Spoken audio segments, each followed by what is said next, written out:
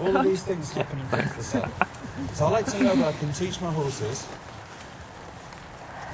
that if I step to your quarters and create visual pressure through a spinning rope, I need your hind feet to cross over.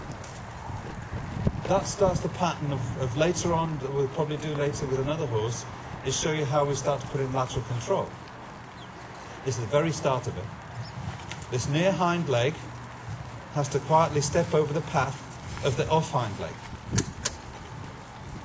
Good. Both ways, so now the off hind has to step across the path of the near hind. Good. So that all the time this is happening, so backing up and moving the feet laterally causes the brain to become submissive. And after you've seen him pushed around, he's going to start to lick and chew. Now the licking and chewing is not truly a submissive act just yet. It's a thinking act. I'm thinking about the consequences of what you're doing to me, how it's affecting me, and how I'm responding to it. He took a big sigh there. From the very start to when we walked into the arena to now, he's calmer. We're instructing his brain to do other things other than become stressed. We feel that we can placate them and praise them and love them, and the nurturing side of the human being comes out. The nurturing side of us comes out and wants to come to the rescue of that stress. You can't rescue it. You have to guide it. You have to change it. You have to get them to think differently. What? So now we've moved the hind end around. I need to move the front. I would like the near fore to go away and out onto a circle to my left. Doesn't have to go fast and he doesn't have to go far. It's the act of pushing him out there that has a profound effect on how he thinks and how he works. He goes for 2 or 3 circles. I'm going to shorten the rope to half its length and now spin the rope at his quarters. As he stops, his hind end moves out of the circle with his hind legs crossing over. So that is getting him to realise we can get him submissive on the move. Now this is another point that when developed and worked through all paces, when worked through all paces, has a profound effect on control. Now control not to control the horse, control to control when it goes wrong. We only need real control about 5% of the time. The rest of the time we need to give horses freedom within training. So if we can start to develop in the horse's mind that our process will have a profound effect when you're on the move, this will cancel out in the horse's mind that size, speed and strength is an advantage. They are bigger than us, they are quicker than us, and definitely stronger than us. So we can't afford to fall into the strength trap of trying to use strength to control horses. We have to use process and technique. So I shorten the rope again, spin the rope at his quarters, and his quarters leave the circle.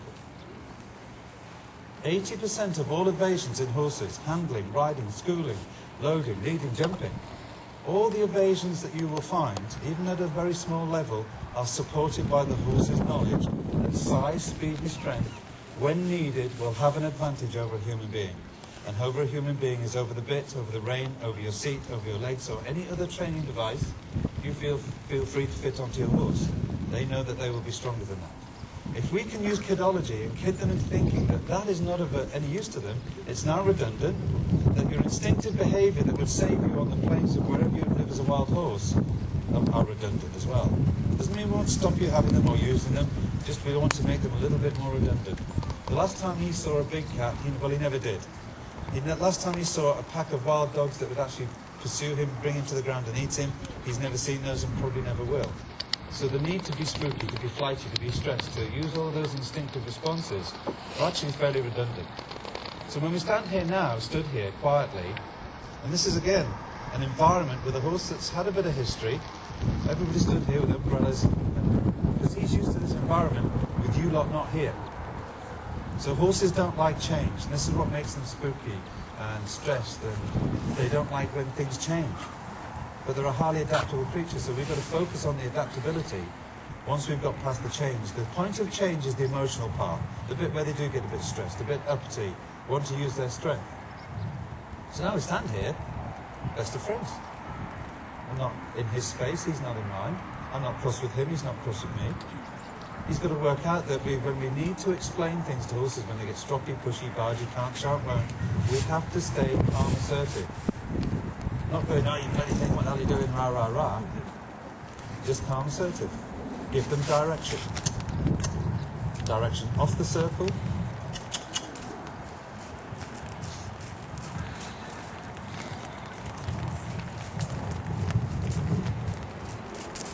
Control of the quarters.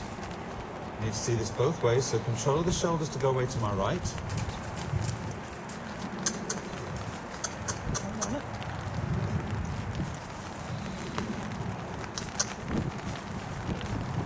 So he might not see the benefit of going to the right, but it's from my instruction, so that I'm happy that I can move him both ways. I can also stop him on both ways. Spin the rope at his quarters. And for one fleeting second, his hind leg crosses over. At that point, the brain is being responsive and receptive to taking leadership. 98% of all horses are born followers. So we can utilize that. We're asking him to be number 2 in this relationship. We're not asking him to be bottom of the pecking order or to find that he's going to be oppressed or made totally and utterly submissive. But if he can feel that I'm number 1 and he's number 2, then I'm the president, he's my vice president. Rather than I'm the chairman and he's the T-boy. If we take that stance, it's too far away from where a horse would like to be.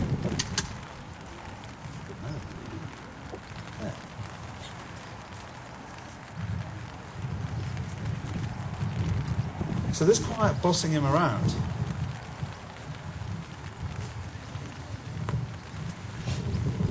and as I boss him around, this is allowing us to be firm but fair.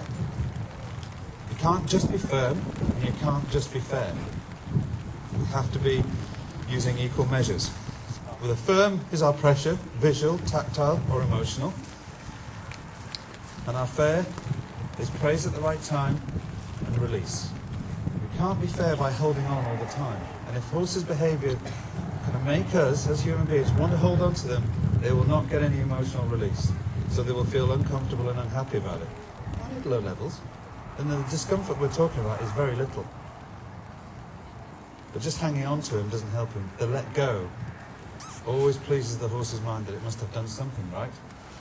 And the first few times they'll do it, most horses learn between the first 3 to 6 repetitions by accident. And that's how we can help it along. When we say, right, we need you to do something, you don't know what it is yet, I'll put a little bit of pressure on you in some form or another.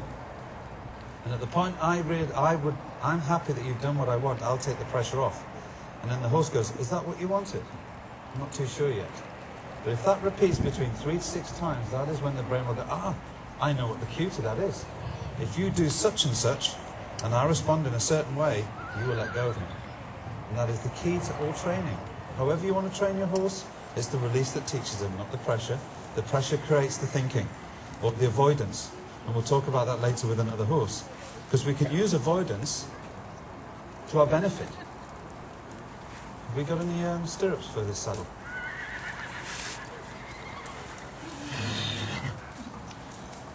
I think there's stirrups on it.